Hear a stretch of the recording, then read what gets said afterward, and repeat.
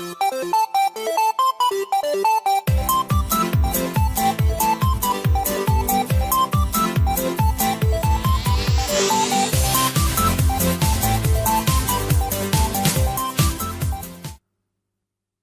Guy, welcome to episode 9 of the AMIGArama podcast. I'm your host, Lefarius, and this week's game I've decided to go with Xmas Lemmings. Now, before we jump into that, as always, I thought I'd have a look at a bit of news.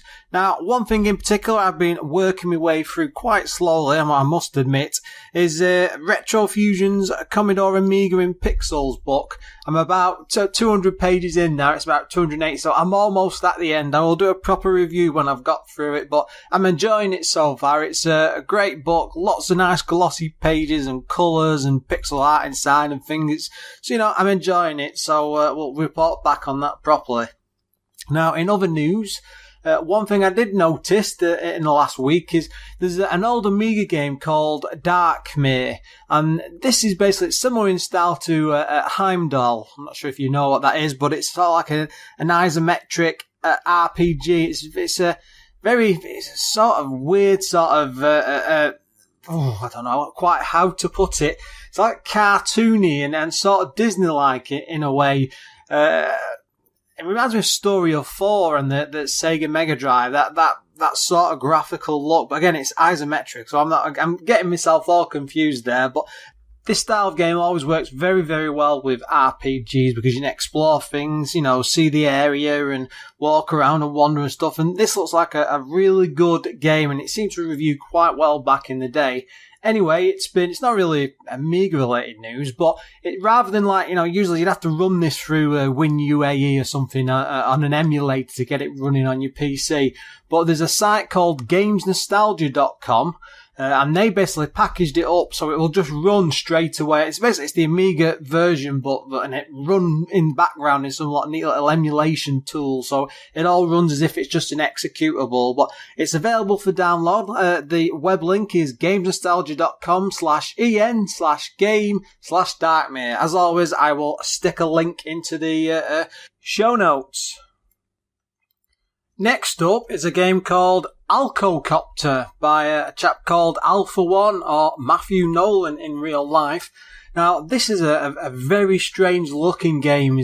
So at first I looked at it, I thought, this looks a bit like Manic Miner because the early levels are all like single stages and they don't expand, but as you get further in the game, then the levels become, multiple spread out sections, and it all breaks off into different parts. Anyway, on top of that, it also reminds me of Alex Kidd in Shinobi World on the Sega Master System. There's just something about those big blocks and chunky square graphics. It's very, very odd. Add in a bit of Choplifter as well, where you can go up, down, left and right, fire bullets and everything. And the odd thing about it is you're not actually collecting people in this one. Oh no, not to get to the hangar on the other side. You're actually going after bottles of alcohol, because that's what fuels your actual copter. It's very, very strange. Yeah, Alcocopter, what can I say? Quite entertaining. We had a fair bit of fun with it. Can be quite difficult. I only got maybe level 5, I think I got up to before I started struggling with the difficulty, but you might have a much better shot at it than I do. Anyway, you can pick it up on flashtro.com/games/alco-copter. I'll also stick a note, as I always do, in the show notes, but I definitely think this one is worth picking up. It's only a small download. You can probably convert it onto ADF files as well, so nice and easy, and off you go.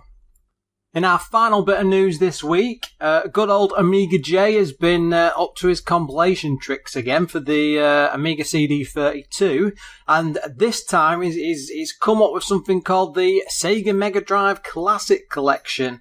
Now, this is basically running all like Mega Drive games, a huge list of them. There's 15 in this in total, but you've got things like Road Rash, probably one of the best biking games on the system, Disney's Aladdin, Lion King, EA's Desert Strike, which is probably one of my all-time favourite Amiga games. In fact, it's pretty much one of my favourite games across all ported systems. Absolutely fantastic. Wiz and Liz was another one. Now, the menu for this, it looks a bit like the 360 one. It's that very Sega heavy with a Mega Drive off to one side. It matches the graphic style beautifully. You just flick through a scroll list of names. PGA was on there as well, and then that's another bloody good game. So many good Mega Drive games, but I'm surprised they managed to fit so many onto the one CD. That's shocking, isn't it? It should actually probably be about 30 or 40 with ease on the size of a CD, but probably the way the loader works and stuff, because I think it has to load everything when it's actually going through the process on the CD32, so I don't know, I might be confusing myself a bit there. Anyway, it looked really, really good. You can pick it up on cd32covers.blogspot.co.uk. Again, there'll be a link in the show notes below, but these are, because of course they're not exactly legal, but they do tend to disappear and reappear on occasion. So if you can't find it on that site, just do a Google search on Amiga J and then Sega Mega Drive Classic Collection. It's bound to pop up somewhere. I mean, about 6-7 months ago, he had loads of different collections up. Things like Full Sensible Soccer collections, Dizzy games, stuff like that. Sadly, they all got pulled because somebody complained to the host. That's the legal jiggle world of game emulation. What can you say? But anyway, yeah, definitely worth looking up. With that, it's time for this week's game. Now, with it being Christmas, I wanted to get in the festive spirit and certainly pick something that matched the season. Strangely, I've not gone for a full game, even though there was a full retail version release of this eventually. This is the demo disc, effectively, of Xmas Lemmings, which was developed by DMA, which were the guys behind later on Grand Theft Auto, that whole huge massive franchise, and redefined gaming for that style. But that's years ahead from where we are now. And this one came out in 1991, but only in the EU, so there was no US release, and it was on one floppy disk. Originally, it was created to help promote a game called Oh No More Lemmings, which is sort of a semi-sequel to the original Lemmings. It felt a bit like an add-on disc more than anything like a main title, but it was released separately, so it sort of counts. Now, the actual disc came with Amiga format, and that was issue 30, which was back in January 92, but with the way magazines get titled, it was actually the Christmas issue, because I think they released them a few weeks before the end of the month and to keep dates in line. Anyway, so it was in that magazine. It was also given out free at trade shows and things, along to different publishers and promotional tools. So it's basically a nice little freebie. But it was so popular at the time. Again, this is going off the back of the main Lemmings Amiga games. But they actually did a similar demo in 1992. And then this again was so popular, people were just clamoring for it. I mean, these were only small demos with about 4 or 5 levels, but they really went overboard and people really enjoyed them. So in 93, they released something called Holiday Lemmings, which was later followed on by Xmas Lemmings 94. Now, I think the latter two actually came out in the US, so you did see them over there eventually. Now these were both full retail games and they had about 31, 32 levels apiece, so they were full on Lemmings games with all the crazy puzzles and all the madness and everything that you were getting there. Now the original Lemmings was created off the back of a game called Walker, which was basically a big robot walking from right to left, very odd shooting game where you control the mouse, and I think you can use some keys along it, but one of the guys involved in that was a chap called Mike Daly. And they had these really small characters, which I think were about 16 pixels high, really, really tiny. And then he sort of come up with an inkling of an idea and started playing around, and he shrunk them down to about half the size, and then started setting up with like joke deaths and odd little solutions and puzzles in places where he would come up with solutions, showed it to the rest of the team, and then I think the inkling of an idea started. They all started making more suggestions, and basically the Lemmings just grew out of that, and then they just later developed it into a game. That in itself is surprising, because Lemmings is just, it's absolutely huge. It was like world conquering at the time. I think it come out across about 30 platforms. I mean, originally this was a game made and designed as, well, just as a rough random idea, on an Amiga 500, and from what I was reading on interviews and things, there was no fancy like external drives or hard drives or any other systems. It was just a very basic creation on a system which just went on to just create this behemoth, which was just absolutely incredible. Now, one of the first things that happened is when they released the original Lemmings on the Amiga, bear in mind that the Amiga was the very first started. That's where it suddenly got all its fame, and then they started expanding onto the other, what would have been 29 platforms. But a launch day alone, from what I've read, it got 55,000 copies sold.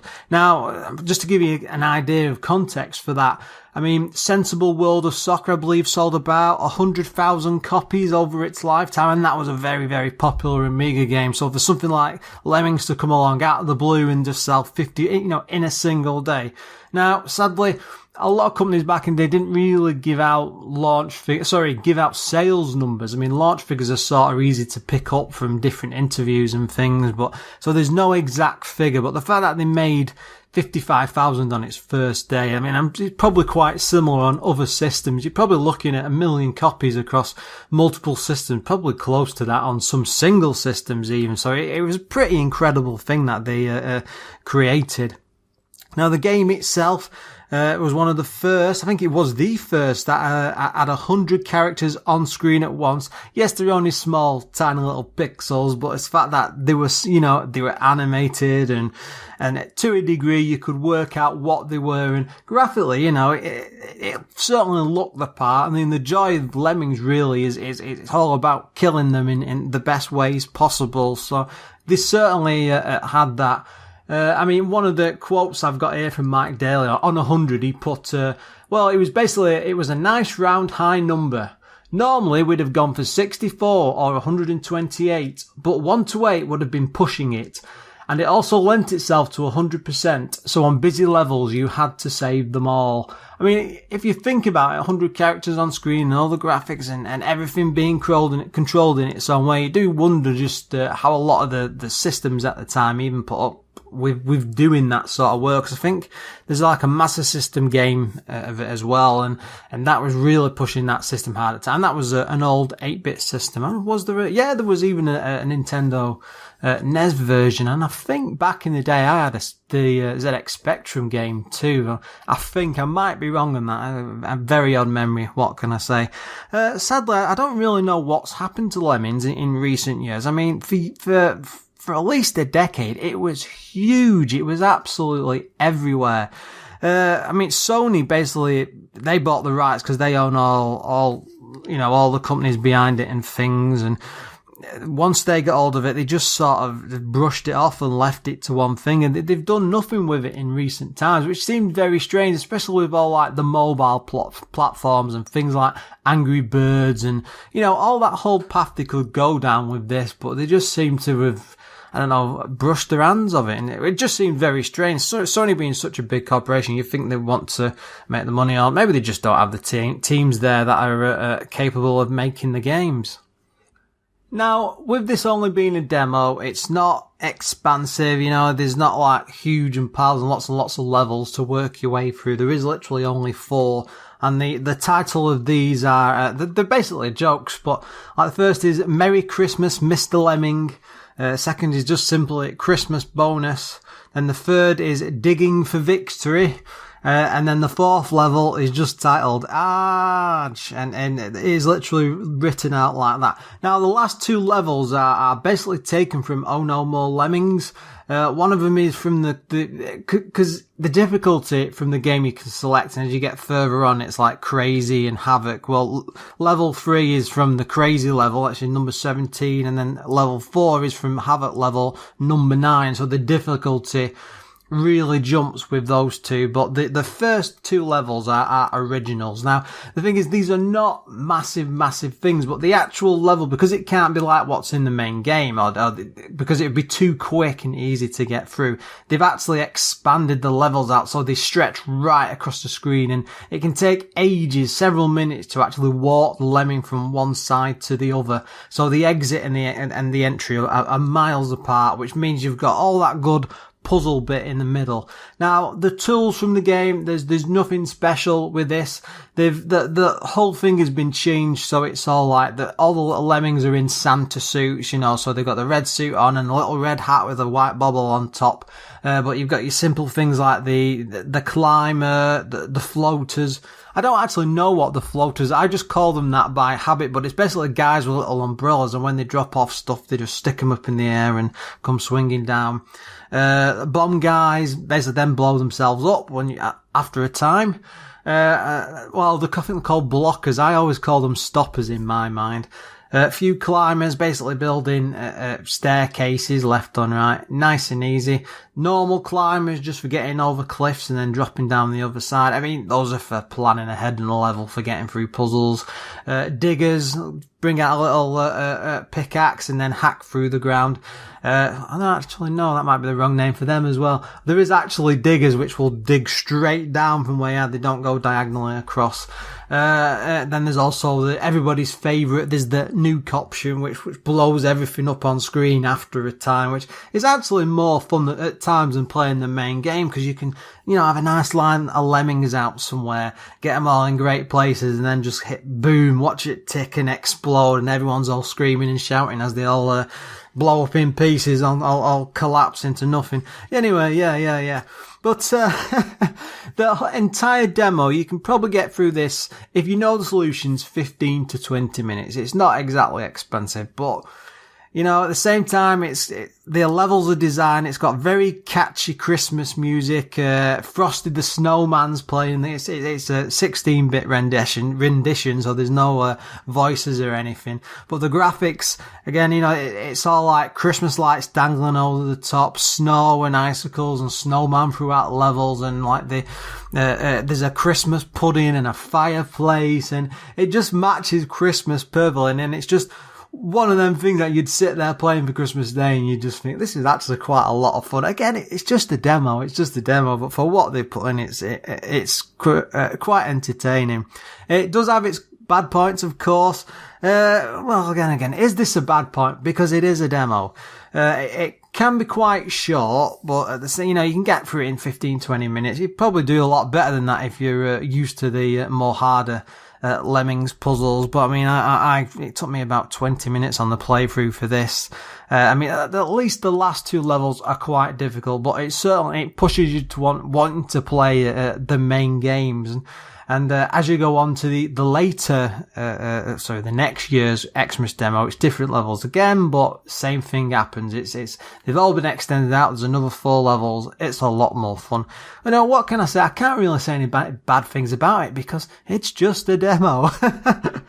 At least though, in that sense, with it having longer levels, you're not just restricted to wandering about and, just to getting straight through the level. You can play around and there's various mini puzzles and little closed off sections and stuff you can work your way around and puzzle. It's sort of way it helps you practice for for that Oh No More Lemmings later on, or if you go on to play the sequels and stuff. I mean, it's a lot of fun. It can get quite hard with the last 2 levels. But again, usually when you were getting demos at this time, they're just things that were thrown as throwaways on magazines, and they didn't have a lot of effort thrown into them. But there was stuff like this, and I think there was like a cannon fodder and a sensible soccer style. That might be Sensible Moon or something I'm thinking of. But there was certainly an Xmas demo with those 2 games put together, and it sort of happened around about this time at Christmas, and the magazines and go to the studios and so please do come up with something special and we'll sell it, put it as an exclusive on our front cover. Because I'm pretty sure I ended up with, it might have been the cannon fodder one that was the Xmas one, but I ended up with one of them, and it was just a nice thing to play. I mean, you got to remember, most of us were kids back at the time as well. We weren't full grown adults and everything, and anything that would waste a nice chunk of time whilst we were waiting for Santa Claus to show up on the day. I mean, you're going to get all them presents coming. I'm not sure if I'd actually been playing this on Christmas Day, but I know the way I certainly was back then. I would sit there for absolutely ages obsessing over demos and things. And as I was talking to someone recently via the Facebook page, and he reminded me of something. It was the Beneath a Steel Sky demo, which I think I got on the front. It might have been Amiga Action or Amiga Power. And I remember playing that thing to death. I was absolutely, and it's what made me later on buy the full game, and I was absolutely hooked to it. And that's what demos did at the time. That was the idea. They'd drag you in, introduce you to the full game, and then hopefully make you go out and buy the money. Yeah, I mean, is it worth going back to today? Actually, yes, because again, it's Christmas. It's the perfect time. I'm sure a lot of you sat there at home now thinking, I'm releasing this on the Sunday, we're just before Christmas Day, but maybe fire it up, switch your Amiga on Christmas Day, fire it up and have a go. You'll thank me for it later. It's a lot of fun. Anyway, guys, what a perfect way to finish. As always, thanks for listening, and please look forward to next week's episode.